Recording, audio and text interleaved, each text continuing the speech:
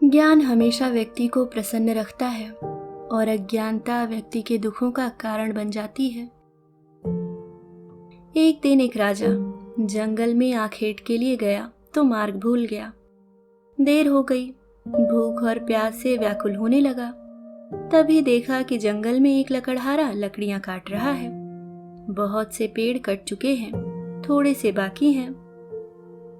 उन्हीं में से एक पेड़ की शाखाओं को नीचे गिरा रहा है। राजा ने उसके पास जाकर कहा, भाई मैं बहुत भूखा हूँ, बहुत प्यास लगी है, तुम्हारे पास खाने को कुछ है क्या? लकड़हारे ने कहा, है, आओ बैठो। दूर उधर एक बावड़ी है, मैं वहां से पानी लाता हूँ, तुम यह रोटी खाओ। और पोटली से निकालकर एक मोटी सी रोटी उसने राजा के सामने रख दी। थोड़ा सा शाक भी था।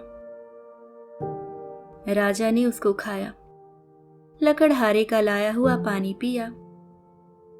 शांत होकर राजा ने कहा, मैं अमुक स्थान का राजा हूं, मार्ग भूल गया हूं।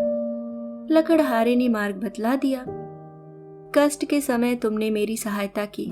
यदि तुमको कभी आवश्यकता पड़े तो मेरे पास आ जाना, मैं तुम्हारी सहायता करूंगा।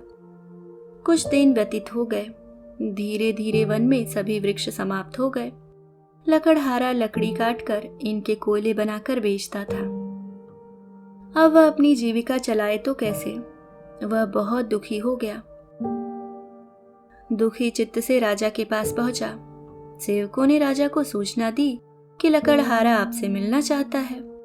राजा को स्मरण हो आया कि हाँ, उसने एक लकड़हारे को सहायता देने का वचन दिया था। एक दिन उसने मेरे प्राण बचाए थे। बोला, उसको मेरे समीप लाओ। सेवक लकड़हारे को राजा के सामने ले आए। राजा ने पूछा, क्यों भाई लकड़हारे, क्या बात है, उदास क्यों हो? लकड़हारे ने उत्तर दिया, महाराज, जिस वन में से लकड़ियां काटता था वह समाप्त हो गया। अब जीविका का मेरे पास कोई साधन नहीं है। आपके शरण में आया हूं कि कोई वन मिले तो मैं भूखा मरने से बच जाऊं। राजा ने कहा, तुम्हारी समस्या का समाधान अवश्य ही होगा। उसके चले जाने के पश्चात अपने मंत्रियों को बुलाकर परामर्श किया कि इस लकड़हारे को क्या दिया जाए। परामर्श करने के पश्चात निर्णय हुआ कि शहर के दक्षिण में राजा का चंदन के वृक्षों का जो वन है वह लकड़हारे को दे दिया जाए। पदाधिकारियों को बुलाया गया। चंदन के वृक्षों का वह वन लकड़हारे के नाम कर दिया और उसको सूचना दे दी गई। कई वर्ष व्यतीत हो गए। राजा एक दिन अपने महल में बैठा था कि लकड़हारे का ध्यान आया। प्रसन्नता के साथ उन्होंने सोचा, अब तो लकड़हारा बहुत धनी हो गया होगा, कई भवन तथा महल बनवा लिए होंगे, इसलिए चलकर उसे देखना चाहिए।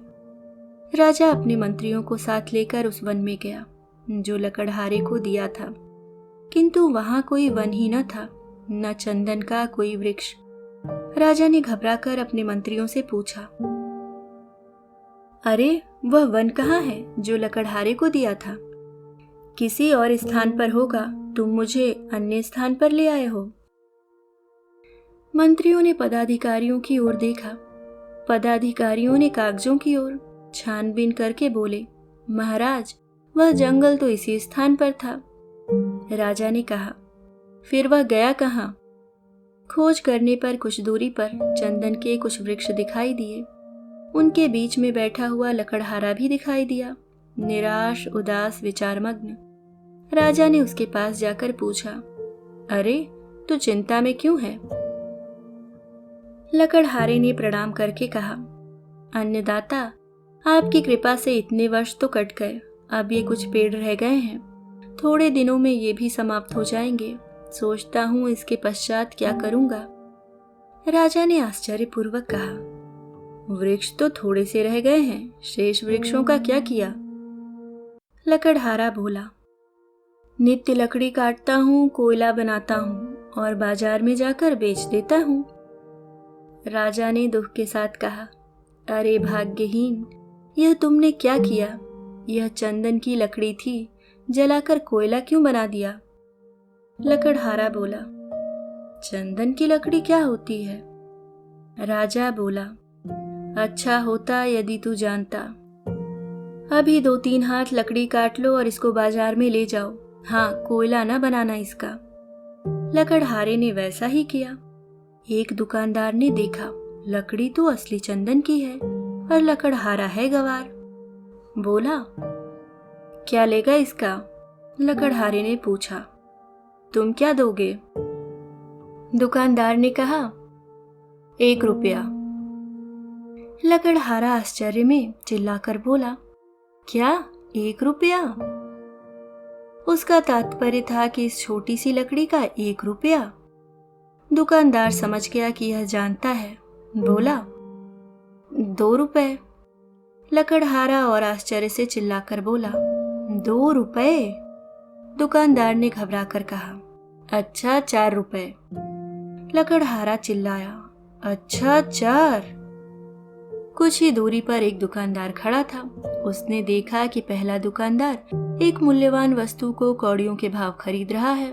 उसे पुकार कर कहा, अरे इधर आ, मैं 10 रुपए दूंगा। लकड़हारे ने जब 10 का नाम सुना तो सिर पकड़कर बैठ गया, चिल्ला उठा, ढांढे मारकर रोने लगा। अब उसे ज्ञात हुआ कि जिस लकड़ी को वह कोयला बनाकर बेचता रहा कितनी मूल्यवान थी और कितनी बड़ी संपत्ति का उसने विनाश कर दिया। सही ज्ञान न होने के कारण उस लकड़हारे को भी बहुत दुख हुआ, लेकिन तब तक समय उसके हाथों से रेत की तरह फिसल चुका था।